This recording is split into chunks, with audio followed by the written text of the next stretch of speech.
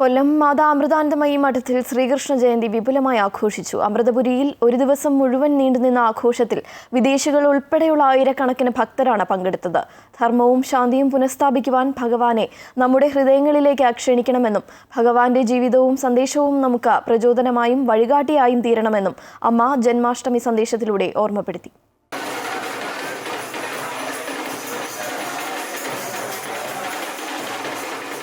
മഹാഗണപതി ഹോമത്തോടെയാണ് അമൃതപുരിയിലെ ശ്രീകൃഷ്ണ ജയന്തി ആഘോഷ പരിപാടികൾ ആരംഭിച്ചത്. ഉണ്ണിക്കണ്ണന്മാർ അമൃതപുരിയെ അമ്പാടിയാക്കി. ഓടക്കുഴലും കുട്ടിക്കുറുമ്പുകളുമായി അവർ ആശ്രമാങ്കണത്തിൽ ഓടി നടന്നു. കൃഷ്ണഭക്തി ഗാനങ്ങൾ ആശ്രമത്തെ ഭക്തിയുടെ നിറവിലേക്ക് എത്തിച്ചു. ആശ്രമ കവാടത്തിൽ കൃഷ്ണവേഷധാരികൾ അണിനിരന്ന ഉറിയടി ആരംഭിച്ചതോടെ ആർപ്പുവിളികളും ജയ് കൃഷ്ണ വിളികളും ഉയർന്നു.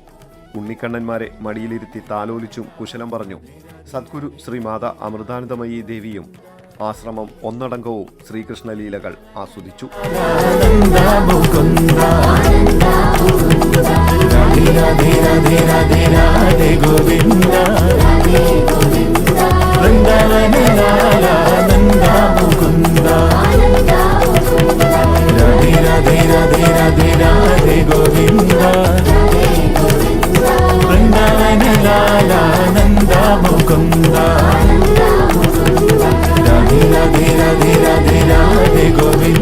ബാലഗോപാല പൂജയ്ക്ക് ശേഷം അമ്മ ജന്മാഷ്ടമി സന്ദേശം നൽകി.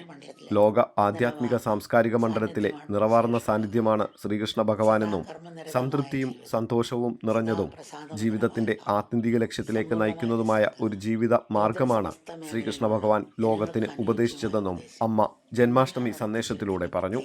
ആഘോഷങ്ങളോടനുബന്ധിച്ച് ഗോപൂജ, വർണ്ണശബളമായ ഘോഷയാത്ര, ബാലഗോപാല പൂജ, ഭജന, വിശ്വശാന്തി പ്രാർത്ഥന, കുട്ടികളുടെ കലാപരിപാടികൾ എന്നിവയും നടന്നു.